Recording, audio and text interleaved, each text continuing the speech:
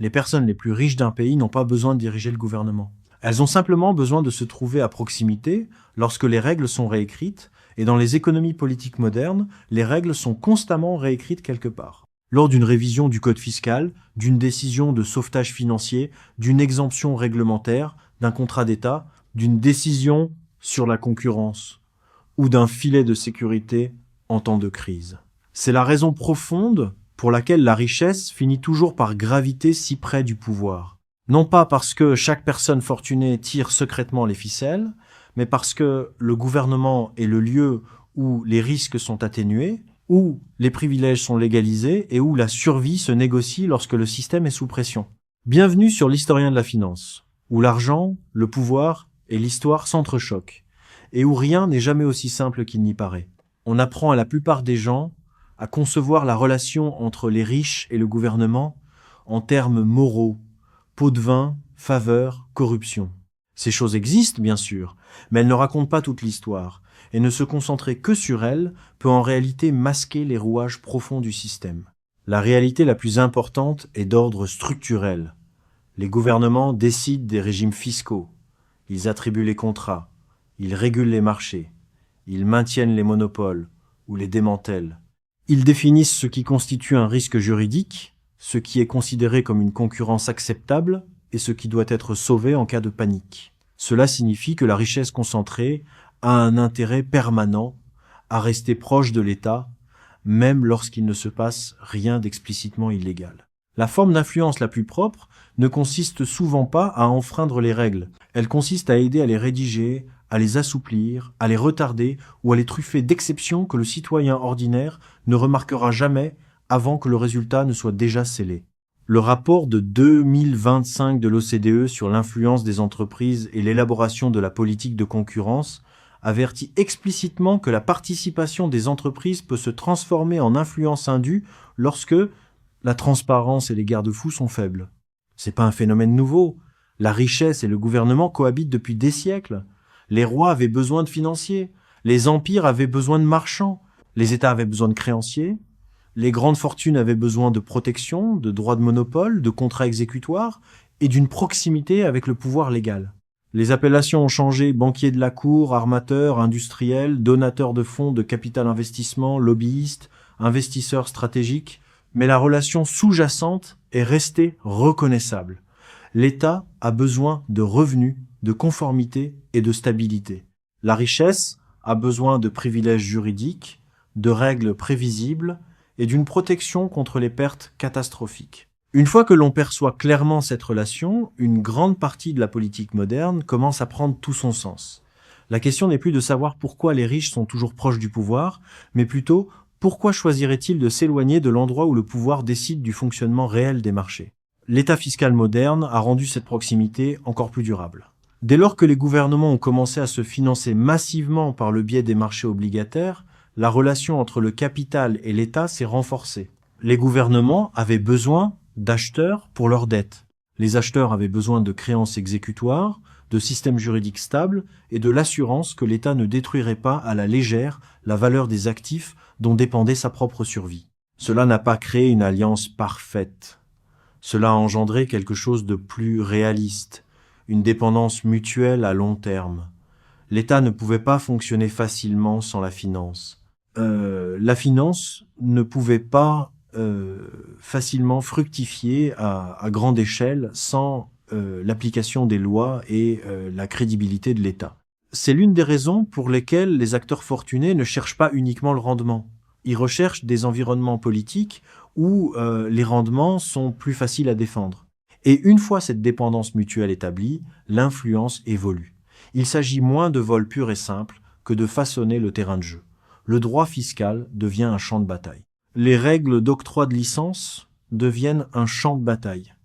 Les marchés publics deviennent un champ de bataille.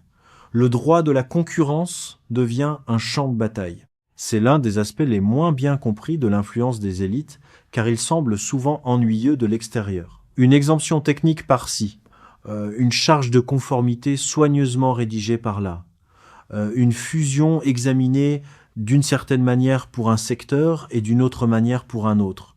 Rien n'illustre mieux un système stable que de découvrir que les règles les plus importantes de l'économie ont été rédigées par des personnes qui ont les moyens de s'offrir des équipes entières pour façonner le vocabulaire, des projets de loi avant même que le public n'en entende parler.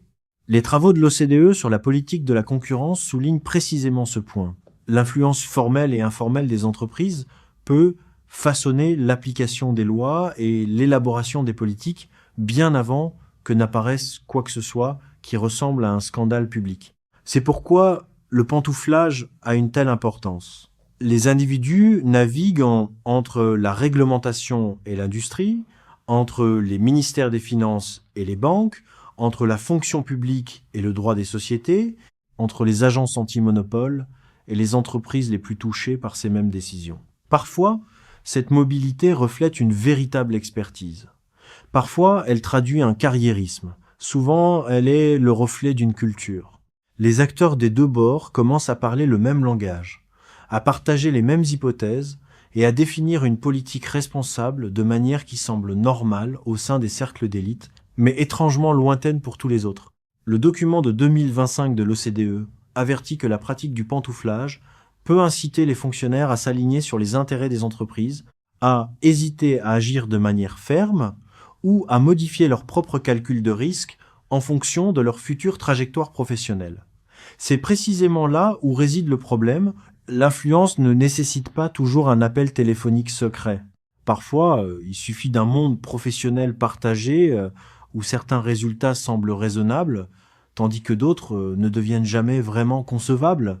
Et puis la crise éclate, et toute l'étendue de cette relation devient visible. En temps normal, la proximité des élites avec le gouvernement peut sembler abstraite. On peut débattre pour savoir si le lobbying a vraiment de l'importance, si l'argent des campagnes électorales change vraiment quelque chose, si les régulateurs sont véritablement sous influence, ou si les riches bénéficient réellement de plus d'accès que les autres. En temps de crise, le débat se simplifie. Le système est menacé. Quelque chose doit être sauvé. Une décision doit être prise sur ce qui est considéré comme systémique, sur les pertes qui peuvent être tolérées et celles qui ne le peuvent pas. C'est à ce moment-là que l'État révèle de qui il est le plus proche.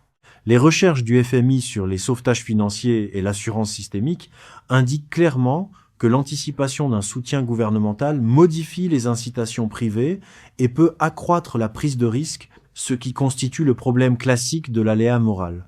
En d'autres termes, une fois que les grandes entreprises estiment être suffisamment proches du pouvoir public pour être sauvées, leur rapport au risque se transforme bien avant que le sauvetage n'ait lieu. C'est l'une des vérités les plus difficiles à admettre en économie politique. Un sauvetage n'est jamais neutre. Il peut être nécessaire, mais il n'est jamais neutre. Un soutien de l'État au passif bancaire, une facilité de la Banque centrale pour un marché sous tension, une garantie d'urgence pour une institution d'importance systémique, toutes ces mesures peuvent empêcher un effondrement plus large. Mais elles montrent également où l'État trace la ligne de démarcation entre une souffrance tolérable et une souffrance intolérable. Plus votre richesse est proche de ces lignes, plus votre position a tendance à être sûre. Plus vous en êtes éloigné, plus vous risquez de subir la crise sous forme de licenciements, d'inflation, de coupes dans les services publics ou de détresse financière pour votre foyer, plutôt que comme une perturbation temporaire du marché suivie d'un soutien politique. C'est pourquoi les riches n'ont pas besoin de remporter chaque bataille politique. Ils ont juste besoin de rester suffisamment proches des institutions qui décident quelles catégories de défaillances sont autorisées à se produire. Le lobbying fonctionne exactement de la même manière. Le grand public imagine souvent le lobbying comme une tentative dramatique d'acheter un vote ou un politicien. Mais la version la plus décisive est plus lente, plus procédurière et beaucoup plus difficile à cerner. C'est une question d'accès, de timing, d'expertise technique et de persévérance. Il s'agit de savoir qui est convié dans la pièce lorsque les projets de règles sont élaborés. Il s'agit de savoir qui a la possibilité de commenter, qui peut financer la recherche, qui peut faire passer une charge réglementaire pour un destructeur d'emplois ou un moteur de croissance, qui peut transformer une question d'intérêt public en une simple note de bas de page technique. Le rapport sur l'intégrité de 2026 de l'OCDE souligne que de nombreux systèmes manquent encore de garanties solides contre l'influence indue dans le domaine du lobbying, ce qui est crucial, car un accès inégal sur le long terme peut générer des politiques inéquitables, sans même l'ombre d'un scandale retentissant. C'est également là que l'expression influence asymétrique devient plus appropriée que celle de simple corruption. L'influence est asymétrique lorsqu'une catégorie d'acteurs dispose de plus de temps, de plus d'expertise, de plus de ressources juridiques, de plus de réunions, de plus de talents issus du pantouflage et de plus d'endurance dans l'élaboration des politiques que tous les autres. Elle n'a pas besoin de garantir chaque résultat. Elle a seulement besoin de faire pencher la balance sur suffisamment de résultats à des moments clés. Au fil du temps, cela se transforme en avantages structurels. Les codes fiscaux deviennent plus faciles à parcourir si l'on a les moyens de s'offrir les meilleurs conseillers. Les régimes anti-monopole deviennent moins menaçants si vous êtes assez imposant pour façonner le processus. Les marchés publics deviennent plus accessibles si vous êtes déjà connu, déjà structuré à grande échelle et déjà connecté. La dette publique devient une classe d'actifs sûrs si l'État s'engage à défendre la crédibilité du système dans lequel votre portefeuille est déjà ancré. Et parfois, le processus va au-delà de l'influence pour devenir une véritable capture. Les travaux de la Banque mondiale sur la capture de l'État décrivent des situations où les élites façonnent les règles, les institutions ou les décisions publiques de manière à favoriser systématiquement leurs propres intérêts, plutôt que d'obtenir simplement des faveurs occasionnelles. C'est une distinction fondamentale. La corruption, c'est accepter un pot de vin. La capture de l'État, c'est concevoir l'environnement de telle sorte que le grand public n'ait jamais vraiment eu l'occasion de compter dès le départ. C'est lorsque le privilège cesse d'apparaître comme exceptionnel pour devenir purement procédural. C'est lorsque l'accès devient si routinier et si bien ancré que même les défenseurs du système commencent à décrire une influence manifestement inégale comme étant simplement la façon dont fonctionne une gouvernance sérieuse. Cela contribue à expliquer pourquoi la colère du public semble souvent imprécise mais extrêmement intense. Les citoyens ordinaires ne sont pas capables de nommer chaque norme de lobbying, chaque niche fiscale, chaque modèle de pantouflage, chaque préférence dans l'attribution des marchés publics ou chaque incitation au sauvetage financier, mais ils sentent bien que certains acteurs sont plus proches d'être sauvés que d'autres. Ils perçoivent que certaines entreprises sont entendues plus rapidement que d'autres. Ils constatent que l'État agit avec une urgence extraordinaire lorsque les institutions financières de base sont sous pression, tout en trouvant un nombre infini d'excuses pour temporiser lorsque les ménages ordinaires ont besoin d'aide. Le fond du problème n'est pas que le public voit clairement chaque mécanisme. Le problème est que les résultats semblent suffisamment familiers pour susciter la méfiance, même lorsque les mécanismes restent enfouis sous les procédures. Et cela a encore plus d'importance aujourd'hui, car l'État redevient un acteur économique majeur et stratégique. La dette publique est élevée. La politique industrielle fait son retour. Les dépenses de défense sont en hausse. La technologie, l'énergie et les chaînes d'approvisionnement sont de plus en plus considérées comme des secteurs stratégiques. Les gouvernements interviennent de plus en plus, et non de moins en moins, sur les marchés qui comptent. Cela signifie que la valeur de la proximité avec le gouvernement augmente à chaque crise, à chaque programme de subvention, à chaque vague de marché public, à chaque refonte réglementaire et à chaque filet de sécurité mis en place en urgence. Plus l'État décide de l'attribution des crédits, des contrats, des autorisations et des sauvetages, plus le capital a des raisons de s'agglutiner autour des centres de décision. La richesse ne gravite pas autour du gouvernement parce que les riches ont un goût prononcé pour la mise en scène. Elle reste à proximité car c'est le gouvernement qui décide quels risques sont amortis et lesquels ne le sont pas. C'est la règle fondamentale. Dans un tel système, les personnes les plus riches ne se contentent pas de suivre les marchés. Elles s'intéressent de près aux institutions qui décident de la manière dont les marchés sont protégés. Elles restent proches du gouvernement car c'est là que les contrats sont attribués, que la pression fiscale est déterminée, que les dettes sont socialisées, que la concurrence est encadrée et que le coût de la panique est chiffré. Dans une économie politique moderne, l'État n'est pas un simple arbitre qui observe le jeu de l'extérieur. Il est également l'assureur de dernier recours, le législateur, le principal acheteur, l'entité qui concède les monopoles, l'émetteur de dettes et l'ultime garant de l'ordre systémique. Évidemment, la richesse concentrée souhaite se tenir au plus près de cette machine.